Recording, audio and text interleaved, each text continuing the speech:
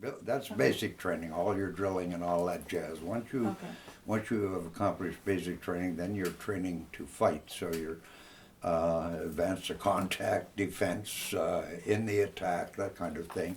And then later, once we'd finished advanced training, we were put on warning.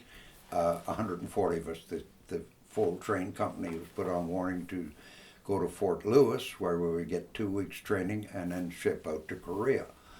See, airborne troops are very lightly armed. Once we hit the ground, we're good for about 3 days.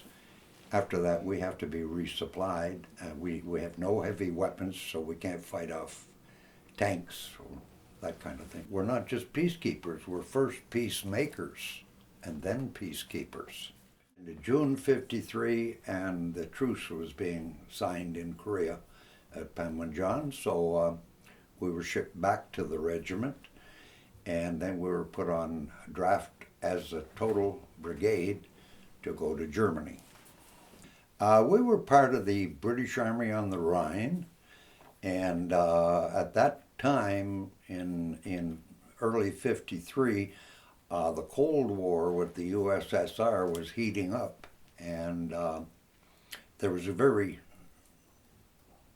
almost a positive reaction that they would attack Western Europe.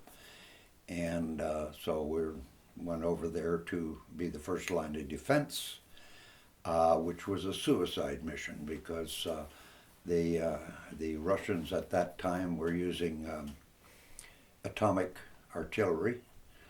So it was expected that the first line of defense would be wiped out if they fired. So, you know, and we all knew that. We trained for atomic warfare, atomic bacteriological and chemical warfare, because that was expected what would happen. We were on what you call orange alert. And so we're spaced out in divisions along the front with the Americans, the British, the French. Germans didn't have an army then. The biggest amount of training would be what we call bug-outs. In other words, you went from an orange alert to a red alert, which means attack is imminent, and you would have like 3 to 4 minutes to clear the base and be in your trenches in your line. Well, you wouldn't be here if there was a red alert, because there would have been an atomic war, so certainly it was all practice. You know.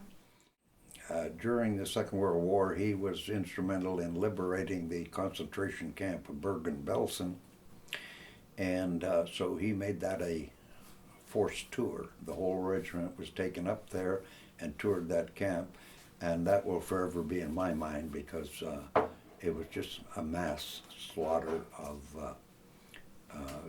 grave after grave after grave of here lies 50,000 Russians, here lies 100,000 Jews, here lies 80,000 Gypsies, just pile after pile. And the acid pits were there and the ovens were there, and it was a horror story. So I'll forever remember that. Now, on the other side of the coin, I had the opportunity to tour Arnhem in Holland on leave, and the welcome that the Dutch people gave paratroopers was incredible, incredible. They just wouldn't even let you go on the street. They would drag you into their houses and want to feed you and take you out to movies and show you off. And it was just, they're just such great people and have treated Canadians and especially paratroopers extremely well. Definitely I would serve tomorrow morning if they called. And I guess the most famous line is, "Lest we forget." And I think that's the reason right there. If we forget, we'll do it again. So, best way to prevent war is to remember war.